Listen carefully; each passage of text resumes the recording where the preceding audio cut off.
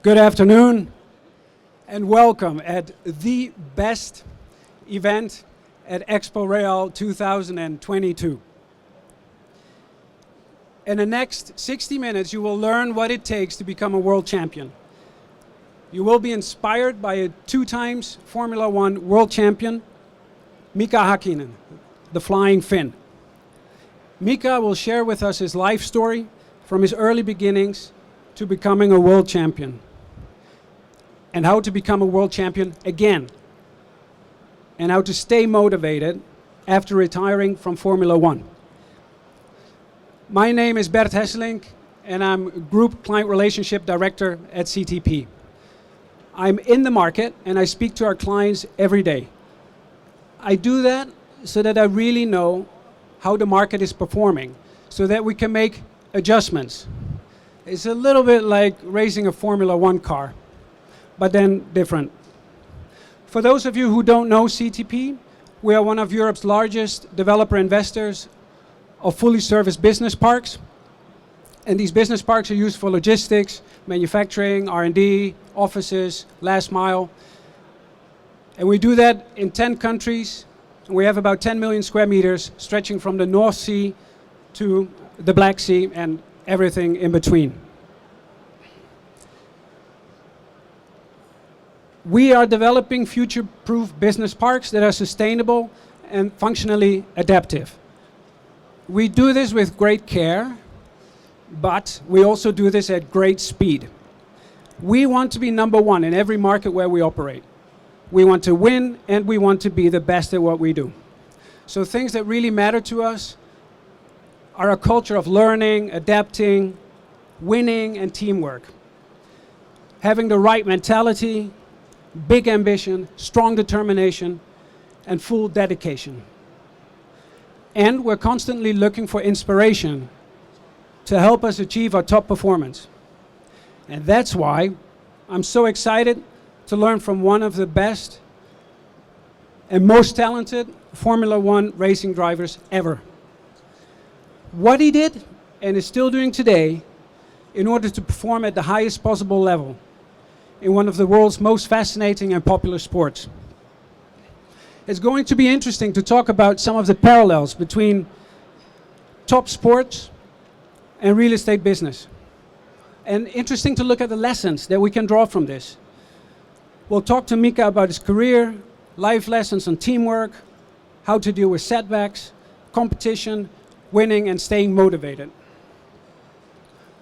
So I'm very honored and humbled to be sitting in a minute next to Mika Hakkinen. Mika is a 2 times world champion. He won back-to-back Formula 1 titles in 1998 and 1999. Michael Schumacher named him as the most challenging rival he ever faced in Formula 1. And after his retirement, he's often been voted among the greatest Formula 1 drivers ever. Mika grew up in a small Helsinki apartment. He won everything he possibly could in kart racing, Formula 4 and Formula 3, before moving on to the biggest stage in racing, the Formula 1. He joined Team Lotus in 1991 at the age of 22. He then joined Team McLaren in 1993, and he raced alongside the great Ayrton Senna. During the next 2 seasons, he very often ended up on the podium, but never on the first place. By the end of 1994, everybody expected that his first win was imminent. However, right before his very first big win, Mika had a terrible accident during qualifying on the street circuit of Adelaide. At extremely high speed, Mika smashed into a barrier, lost his consciousness, and he had to be taken to intensive care. He spent the next 2 months in hospital, and he wondered if he would ever fully recover again. But just 87 days later, he was back in his McLaren at a racetrack. It would then take until the end of 1997 for Mika to win his first Grand Prix. This means after almost 100 races of not winning. But it was the start of a new era, because the next season in 1998, he immediately got his second win and more wins followed.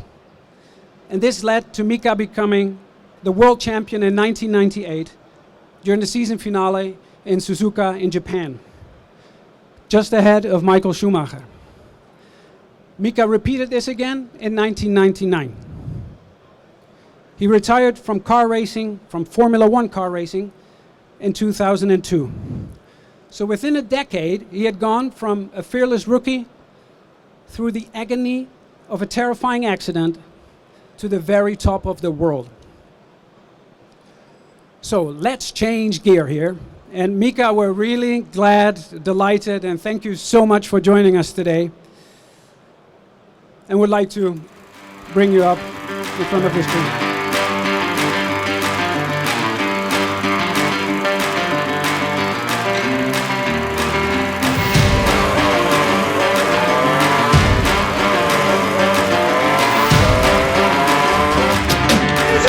So that's a big crash!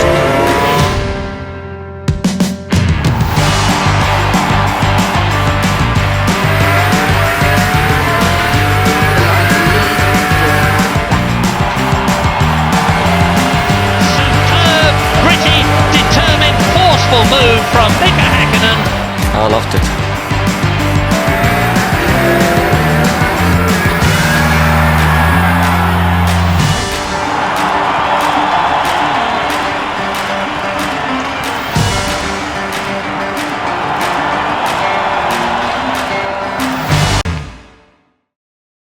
Yeah, thank you. First of all, those kind words.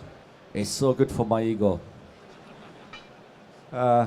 Also great you showed some film in the background about my history, because there is quite a few young people who didn't see me racing because I already retired in Formula One 2001. So it's quite a long time ago. So it's good you showed some film so people know who is sitting here on the seat, you know. I definitely know, and I do remember watching you perform on television. I would like to start asking you a few questions about some life lessons that you learned during your career. At what age did you decide to become a professional racing driver? And what motivated your decision? Well, I did start when I was 6 years old. Started racing the small go-karts, and when you think about young kid, you know, it's all about fun, you know. And when it is fun, you learn very quickly. And that was the time when I started enjoying about the racing. When I started really thinking about that way, wow, I mean, this could be my future work. This must be something like when I was 18 years old. That was the time when I knew that's it. You know, I've been winning so many different categories in Finland, but in Finland. So I knew that I need to go to the next step, becoming a professional, because the time what you spend in a racing car end of the day is only maybe 10% of your time. So all the rest is about communicating with the people, working with the partners, and creating better racing car, and of course traveling. You know, what you do when you are racing out there globally around the world is massive. So it was very, very challenging. But I would say when I was 18 years old, that was the time when I started thinking about it and thinking about, Mika, actually you're a really good racing driver. This could be your job, you know. Yeah, exactly. So only at the age of 18 you realize, oh damn, I'm quite good at what I do. If you look at those younger years, your teenage years, what do you think made you different from the rest? What was the difference maker? Why were you winning? I think when I was a young kid, the team is important. So I had a very good family, very supportive, and I think that helped me to also understand in the future that when you do working in a big racing team or work in the businesses, that with the team has to be good to able to get the success.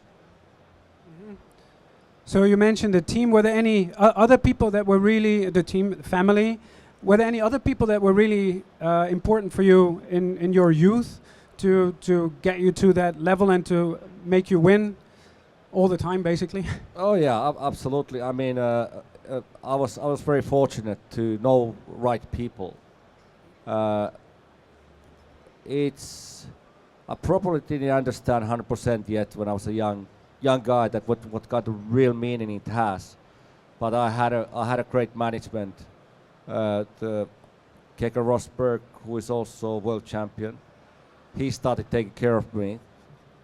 And when you are stepping out of Finland, you heading to the big challenges. You need a good network. You need a good network and people who are experienced. And he was a really good help in the background there. And of course, then you need to be in a good racing team to challenge over there to get the good results. Yeah, exactly. Let's talk about Formula One, then make a big step immediately. But let's talk about your early days in Formula One. So you joined Team Lotus, and during that period, and maybe also the period immediately afterwards in McLaren, like, what made you develop? Like, what were the things that helped you develop during those early years in Formula One? Which factors enabled you to go to that next stage eventually to become a world champion?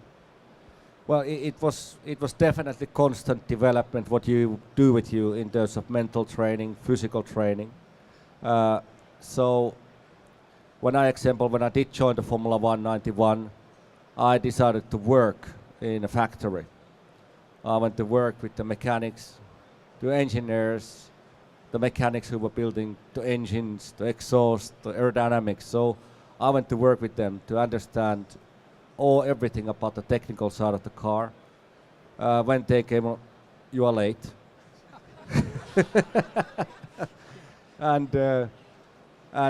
So at the lunchtime, example, when I was working for Team Lotus, I took 20 to 25 mechanics to go jogging with me, just to understand to give them an understanding. I am motivated. I want to win, but you have to come with me. We win together.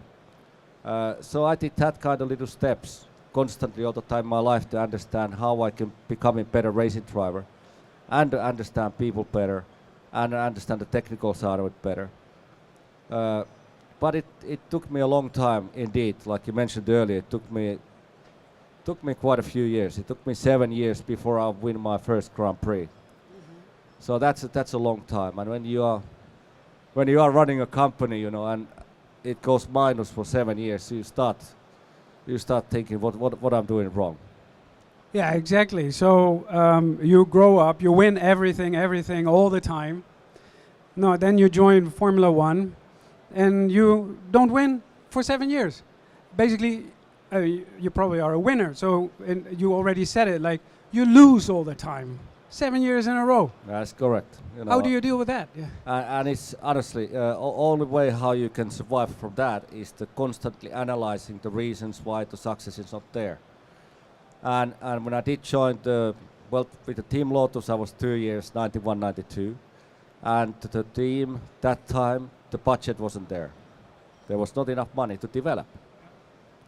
And that was one of the reasons. Then I joined the McLaren team. And why I did go to McLaren team, because they have a fantastic history. They had, let's call it, plenty of money. So they can spend that to look all the solutions and do a lot of testing to develop this car to be best. But it still took quite a few years. But only way to survive from that was analyze. And McLaren team, when I was there, we were using Ford engine, we were using Lamborghini engine, we were using Peugeot engine. We had a number of engines constantly coming to the team, which is not good for the consistency. The company needs consistency, needs a good engine brand, or anyway good partners, that way you can have a consistency in the team. So the McLaren was doing that all the time. So because I didn't win with them, I had a good excuse. Yeah, but then, yeah, you want to win. So was that part of your reason to join McLaren? You joined McLaren as a test driver. So basically, that there was a. If I look at it, that then means that there was a risk. You would never race. You would never really do. Did you know that you were eventually going to race? Yeah, there was absolutely risk, but But I knew I was confident young man that way there is nobody in this world who can drive faster than me. So I knew that way the McLaren team has to take me to racing sooner or later. And the Ron Dennis, who was running the team that time, he said to me, Mika, you will race end of the year. And it did happen. And then when I was looking the history back, McLaren, I knew that sooner or later, with the hard work and good teamwork, I can become a world champion. But it took a really long time. Like I mentioned, a lot of different engines. Then I had my big accident in '95. So that delayed my chance to win a world championship. But we really needed good designers. We needed a good engine manufacturer. We needed good designers. Then finally, we did get a gentleman called Adrian Newey to join the team, which is a genius. He can build incredible racing cars. He can build incredible aerodynamics to the racing car to able to win. Then we had a Mercedes engine and company which is, they don't want to be second. So they really invested a lot of money and power. That way we can win. Same time I was developing myself. That way I can have well, because I lost 7 years, so obviously I called one trauma surgeon doctor to come to see me, and I explained to him I have a problem. I'm not winning any races. And he looked at me and said, I think you're talking to the wrong person, you know. But I did explain to him that when I do travel around the world, I do worry about how is my parents doing. I worry about my sister, my girlfriend is doing, and especially me. So if you can start taking care of us. And he understood, and that was the time when I was traveling around the world, I can relax. I can relax that way, everybody's okay. And then following year, I become a world champion. So it's not just the one thing, it's a constantly all the time little things which are leading you for the success. And when you do understand that is a beautiful thing, because that you can carry that kind of philosophy mentally in a business is what you do in a every day. And how you say, okay, then you became a world champion. What went through your head at that moment? How did you experience that moment of becoming the world champion, achieving your goal? Cash. No. Really? No. You get it. Of course, it was such a long journey, so it was an enormous relief. Finally, I achieved what I came to fight for, and that was an incredible success, and it gave me such enormous confidence in my life, and it would be so hard to sit down with you guys here and you all look at me if I would be second or third and said, why he didn't win? You know, if you go to something in your life and you want to go flat out, you know, then you really have to sacrifice your life, have a huge discipline, and to get the right people to work with you together. That way you will win. And I succeed in this. It is a beautiful feeling. Also very fortunate to win also second time. It's again unusual. Until then the Michael Schumacher started kicking my butt. But it was a good time. Yeah, that Michael Schumacher, like that's arguably the biggest rivalry, one of the biggest rivalries in Formula One racing. How did you deal with that pressure of competing against somebody like him? Was that a negative, or did it have a positive influence on you? Yeah, maybe tell us a bit more about that. Well, I feel that it was a positive because I was racing against, my teammate was also Ayrton Senna for a while. I had a Nigel Mansell, the great Formula One driver. My old teammate David Coulthard, Martin Brundle, Johnny Herbert. Some point I had Alain Prost for a while. So I had a great drivers to be my teammates. So I can follow what they do right, what they do wrong, and develop myself same time becoming a better racing driver in a car and outside of the car. And with Michael, we weren't never teammates in the same team, luckily. But we were racing very hard out there. And it was interesting to follow his way of working with the team, way he was communicating, way he was driving out there. And when he was driving out there, he was sometimes a little bit naughty boy. But we had a good time. We respected each other, our commitment to the sport, and it was fascinating, you know, really great. Yeah, and one of the most famous overtakings ever in Formula One is when you did that double overtake in Belgium in 2000, and you were talking about building up your confidence and learning a lot from the people around you. How did you do that move? I think we just saw it in the video. Yeah, we saw that. Amazing. How did you take that calculated risk at that moment, at that time?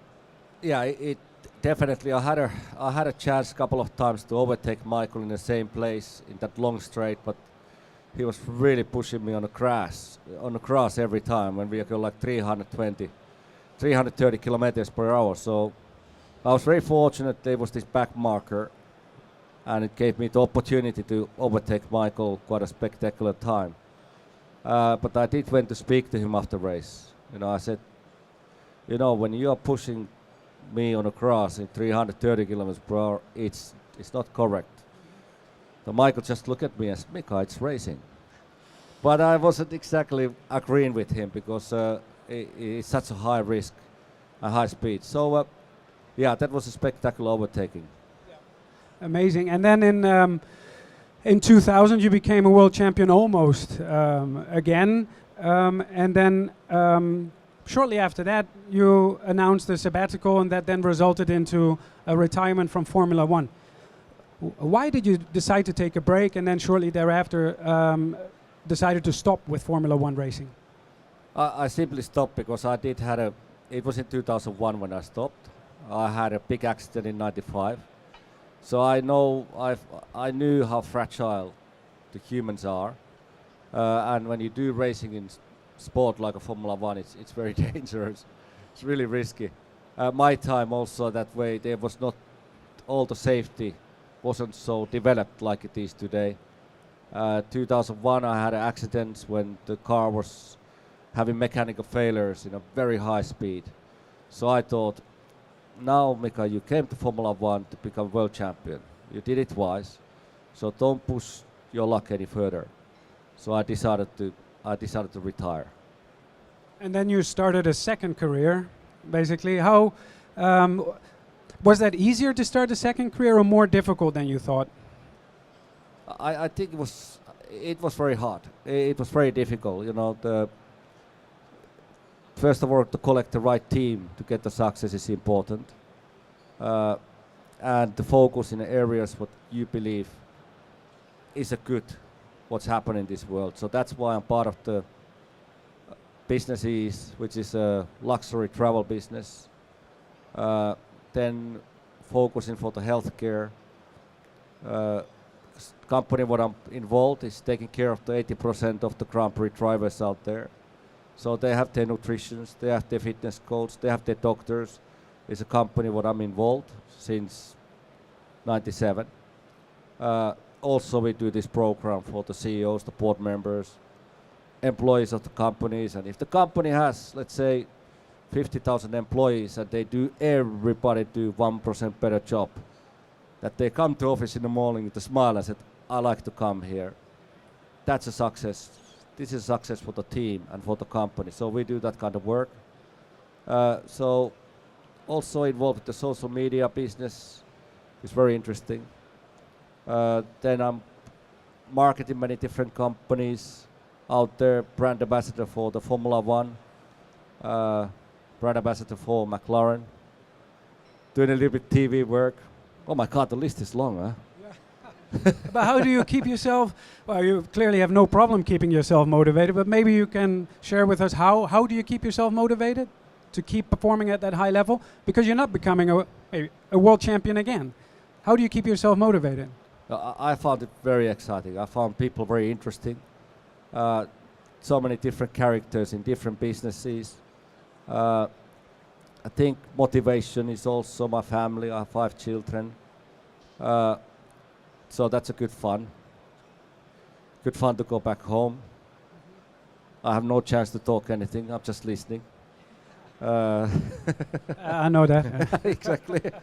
So those kind of things, and I enjoy my life. I enjoy my work, and that's what it is. I think, and of course, when you're healthy, it's nice to do things. You know. Yeah.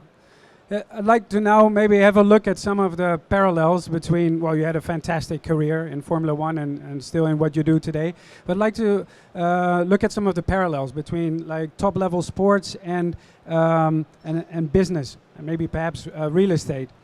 You were talking a lot about teamwork. What makes a Formula One racing team winning, a winning Formula One racing team winning? And what are those key success ingredients?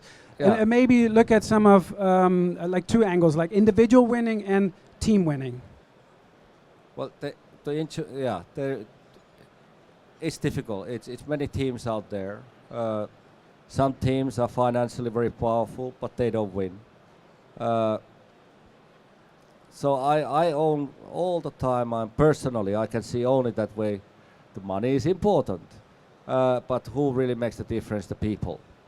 You really need the good leaders to the team. You need a good management. You need a good drivers, of course. You need great designers. So the whole package has to be in the right place. The machines, the tools, what you use, they have to be the best in the world. You need to have innovations constantly. That way you need to take a type of calculated risks out there to make innovations. That way you can show the rest of the world that way we are doing something different. We want to do something better, and that requires a little risk. So I think those are one of the couple of key points that way the team can win. But where to get to, when you talk about Formula One and you want a best designer, there is only 2 or 3. And they have a contract maybe with the team for the next 5 years. So you have to lose 5 years until you get to that person to work for the team. But you have to start the preparation already 5 years to get her or get him in a team to work for you. So it requires a lot of personal networking, personal contact, commitment from your side to somebody to join the team. It's just, you cannot buy the people. You cannot pay with the money and you come to work with us. I said, well, I want to see that. I want to get the success. I want to work in a good team. So there's a lot of elements when you really want to go to a high level. Who's the boss? Who's the boss in a Formula One racing team? So from so watching it as a young kid on television, for me the most important person is the driver. So for me, I always assumed, maybe correctly, that he or she is the boss. Who is the boss, or is there even a boss in a Formula One racing team? How should a team be structured? Well, it is a team, exactly. Drivers are hugely important, motivating the team in generally. When you don't win the races, it's so easy to say the media or the mechanics, the car is not good. I don't like it, and then you walk away. I don't think that's very clever. I don't think that motivates the people to work harder. I think the drivers' power is there to find the solutions, ideas, and having a good sense of humor helps. Because everybody works so hard.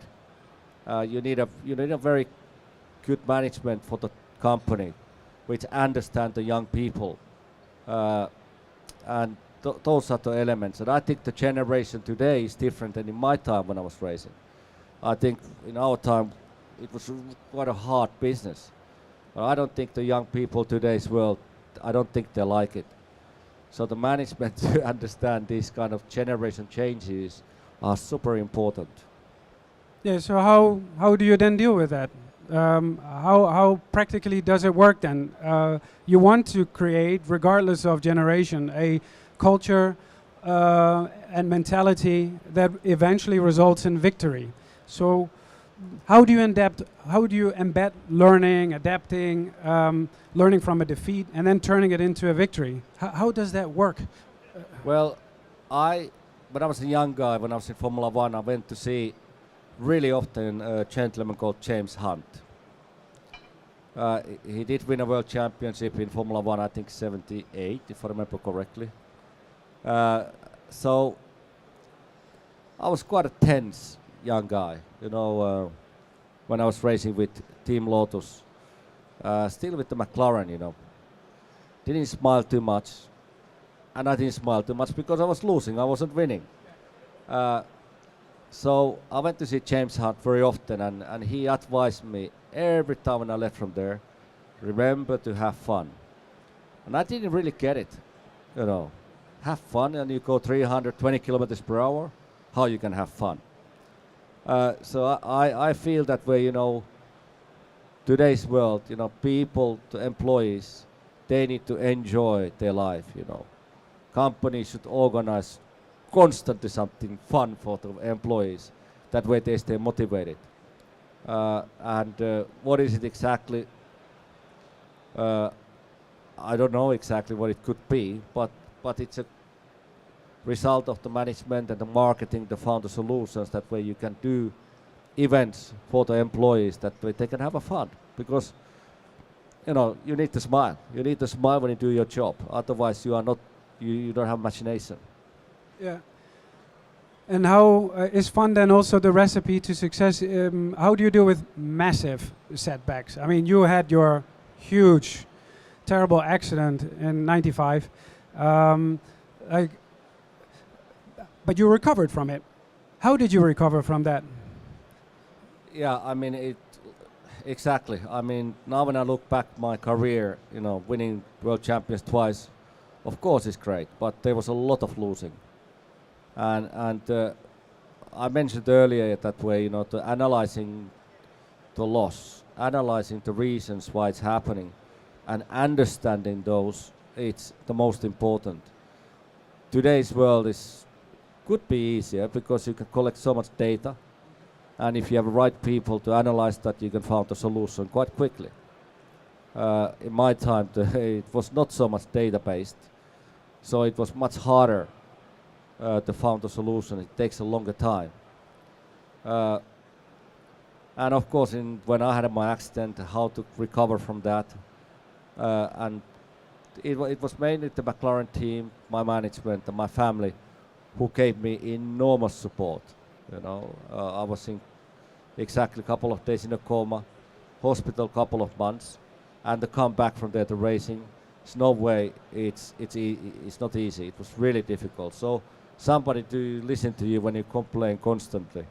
It requires a lot of passion and love to be part of there, and that was one of the most important. That way I was capable to come back, and when I was not losing races, again there was people who was ready to listen. That way, these problem areas.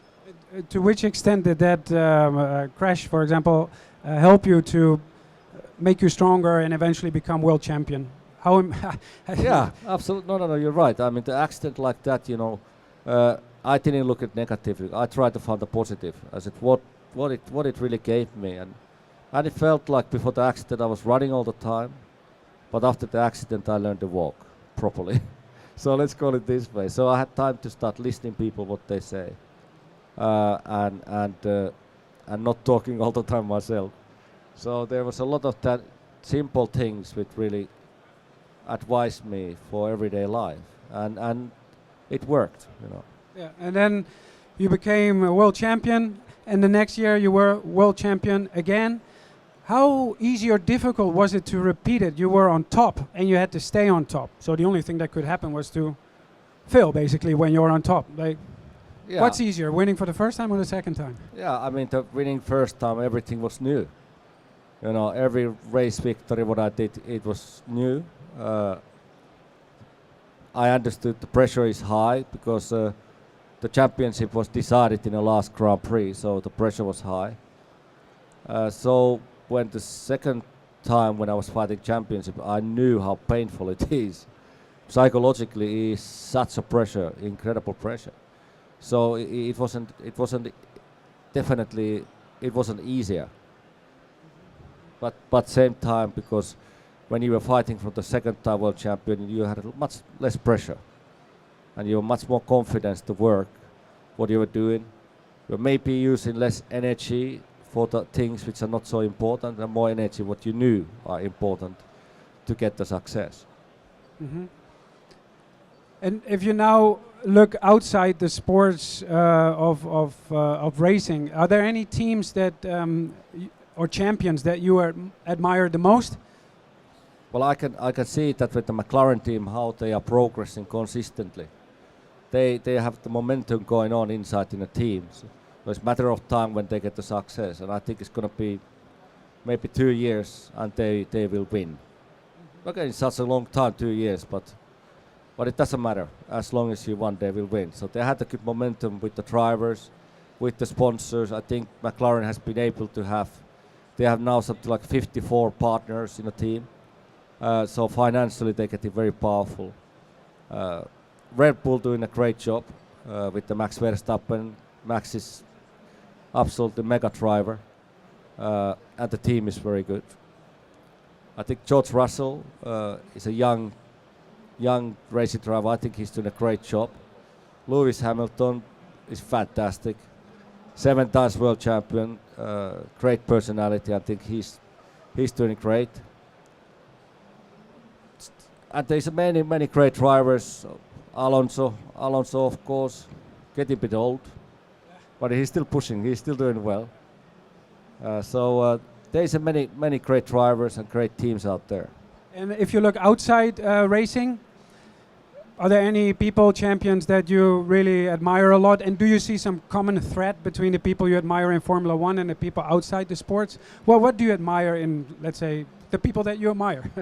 Oh, I mean, I know many drivers, of course, in a history. You know, and I think they're great personalities. Like my old teammate David Coulthard, fantastic guy. I think we have done quite a few different promotions together. He's a very funny guy. When I was racing with him, he wasn't very funny. Now he's okay. Yeah, I think I focus very hard my own life, my own work, my own marketing work, what I do with the different companies, and I focus on my family. So I think my wife, my kids are, I think, a very important factor for me. Well, I don't think they are. Good. I think we can also open it up to you for asking questions to Mika. Not sure how we're going to do that technically, but there is a possibility to ask questions. I have a question to the audience. If you can ask me that, were the current drivers better than my time? I can answer for that. Our time, definitely the drivers were better. If you would race now against Max Verstappen. Oh, I would win easily. Oh, yeah. Of course, I would win. Hi, Chris Moll. Just expand on what you said. Why were they better in your time? Why exactly? Well, let's say it this way. Today's drivers, they are better than in my time. And simply because I think the drivers need to, well, they need to handle different kind of pressure. And I think the pressure coming from the races, of course. They have next year 24 races. My time was 17 races. Next year 24 races. Media, the social media pressure, what they're having, positive and negative. They are not allowed to do any testing, except maybe 6-7 days in a year. And I think I was doing maybe 35 Grand Prix before I went to first Grand Prix. So we did enormous amount of testing. So we learned the car. We learned the car handle everything so well. So they had different challenges, but I think if you succeed today in Formula One, you know, you have to be really good with the computers, with the data, and analyzing the car. You have to be extremely precise. And I've been in a couple of times with the Mercedes doing the technical debriefing when you have 10 people there, and the driver has to explain something such a simple, no, well, not simple, but little thing about the car. It's a beautiful beautiful work, but it's not so easy.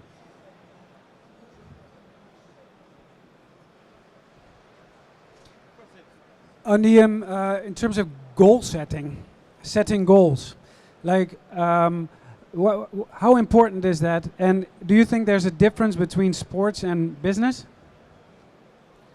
Well, yeah, I think setting goals, you have to know where is your weakness. If you know where is your weakness, you focus on that. And like I mentioned earlier about the people, finding the best possible people, best possible partners for success, they require time. It's not the money, it's a time what is required to spend time with the people. That way they understand the philosophy of the company. And when people understand the philosophy of the company, I believe it's much easier to introduce the people in a team. How do you handle disappointments? Like, was it in '99 the spin-off at Monza? How did you come back from that? Yeah, it's been a many disappointing situations when I've been doing a driving error. If it is a technical problem in a car, yes, that's quite easy to understand. But if you do the driving error, it's really tough. It's really, really hard. So you really have to go back on days and say, what did I do not correct? That way I was not able to handle the pressure. So again, you have to analyze yourself. That's why you have to constantly work on higher fitness level. That way you are constantly improving yourself. Yeah, I think there is no any magic answer. I think that when you are physically very high level condition, psychologically very stable, it's definitely not easy. So I think then you can find this consistency in your performances, and then you can get a good success. So I think there is no one particular answer. I think for me it was important to different sports, reading books, those kind of things were really good for your mind and relaxing. And then if you had something like that, what happened to you in Monza, you have to speak to the press. So how did that have an impact on how you were mentally coping with the disappointment? Yeah, exactly. It was situation what happened there that year. It was after a very long straight. You go like 350, 360 kilometers per hour. And there's a corner coming, which is normally in second gear. So I accidentally selected the first gear when I entered the corner. So I locked the rear tires and the car spun off the track. But what was hardest part there was that they didn't put the right numbers in a computer when it comes down from second to first gear. So the throttle, this is quite technical now, but the throttle flip wasn't high enough, and that caused the rear tires to lock. So when you go from the media, you cannot really talk about it. You cannot tell. You have to speak to first the team to go through this, and personally, when your own mistake, the team makes a mistake. First, you have to talk about this inside in a team, how we can approach the media.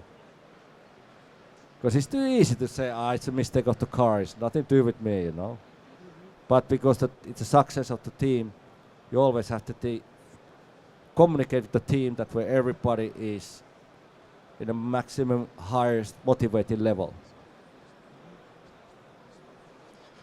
What was your view on the finale of last year's World Championship in Abu Dhabi?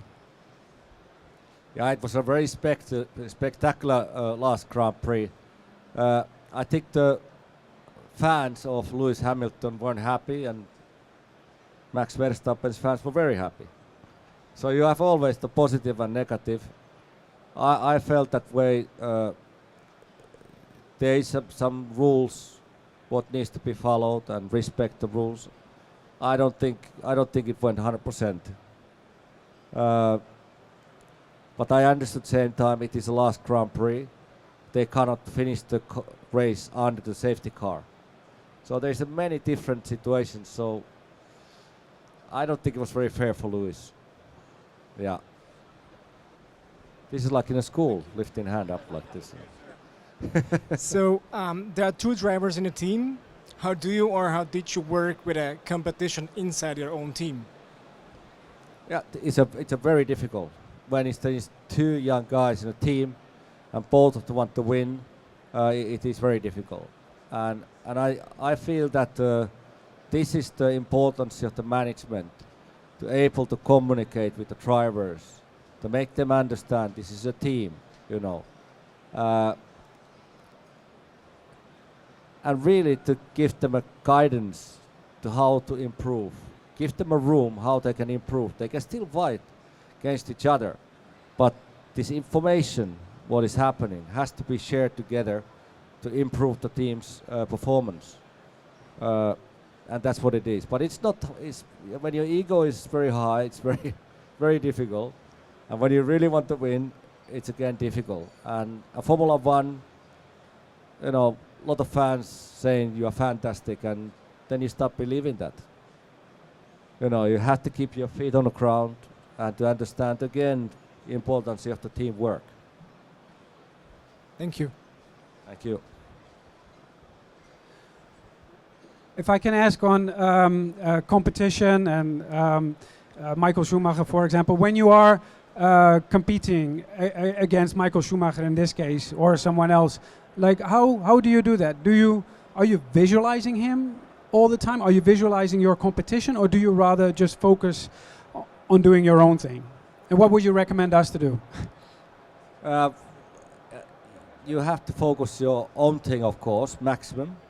But you have to learn to know your competitors, who they are, what are their strengths, and what are their weaknesses.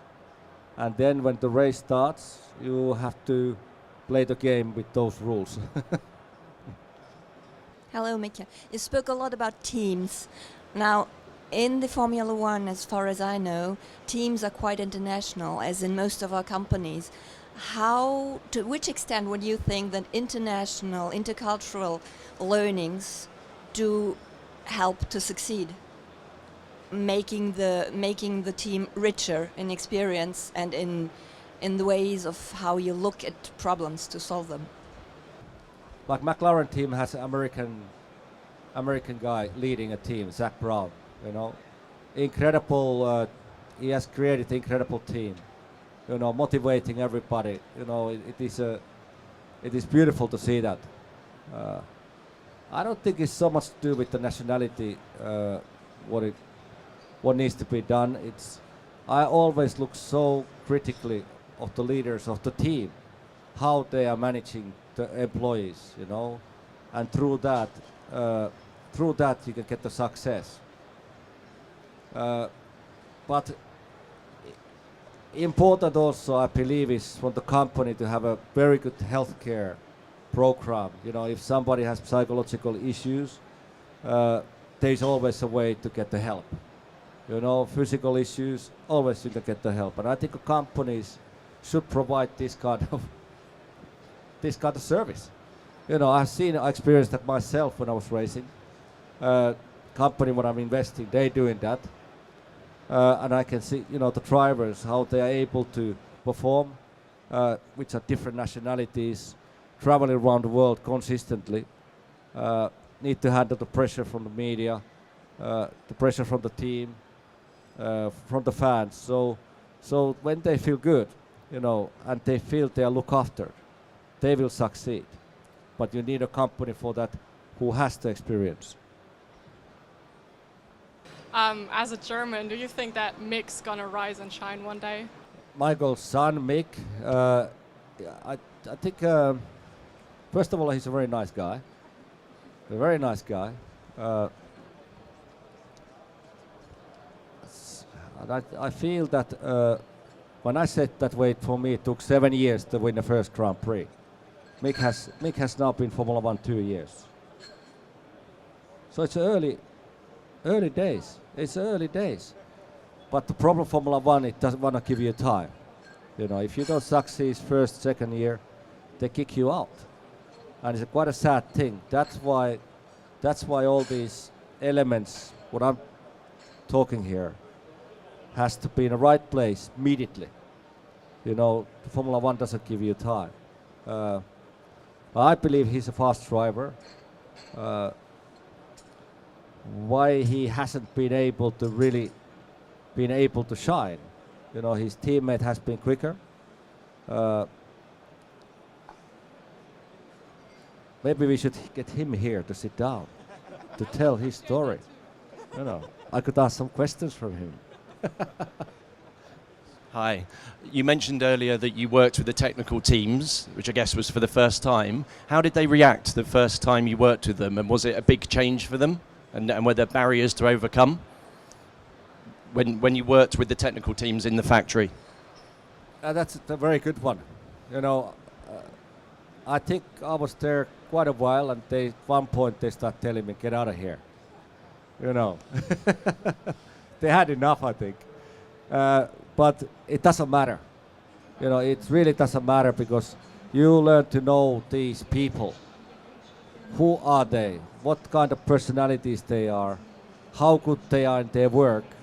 And what they are talking. So if, from the driver's point of view, it's really important, because then you understand who is professional and who's not professional. So, mental coaching.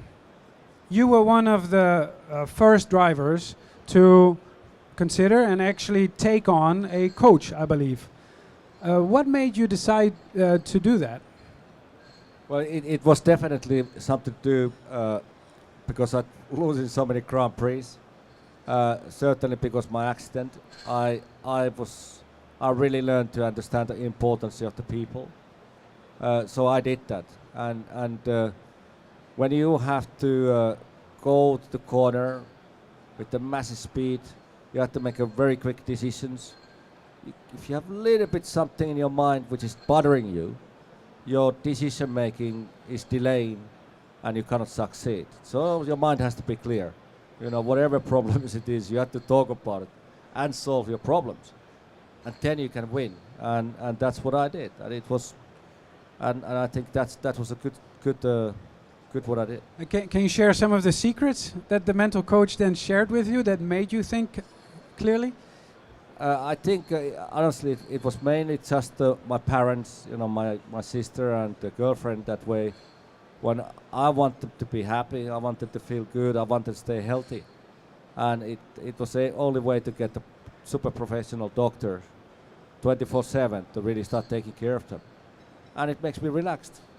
It makes me just chill out and concentrate my work. You know, it's like all of you, when you're working here and if you're away from home, you are thinking, how is my family? How are they doing? You know, sometimes. But if you have somebody who is really taking care of them, you're more relaxed. It's more fun. Great advice.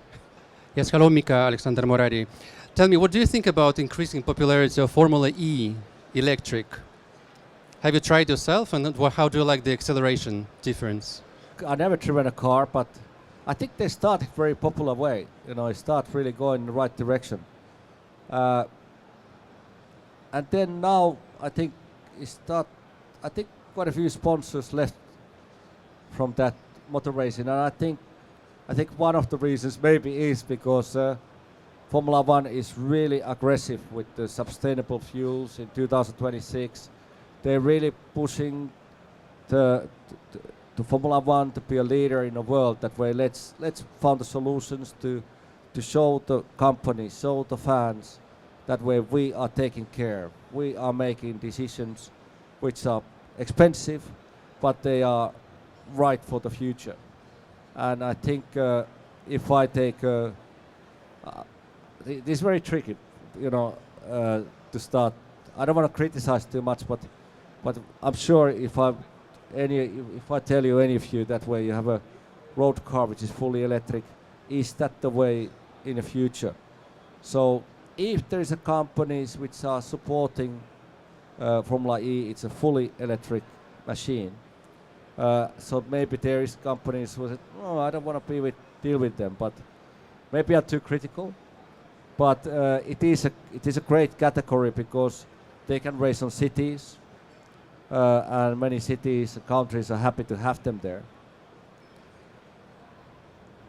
Thank you. Great. I think that's a good parallel between Formula One and the real estate business. We're also constantly looking for ways how to deal with the concerns that are living in society and address climate change. So I would like to thank you, Mika, on behalf of us at CTP, on behalf of the audience. A very big thank you, and it's really been fascinating, insightful, and it's been great to learn from you. Thank you. Thank you so much. Nice to talk to you. Thank you. What a great audience. Thank you so much.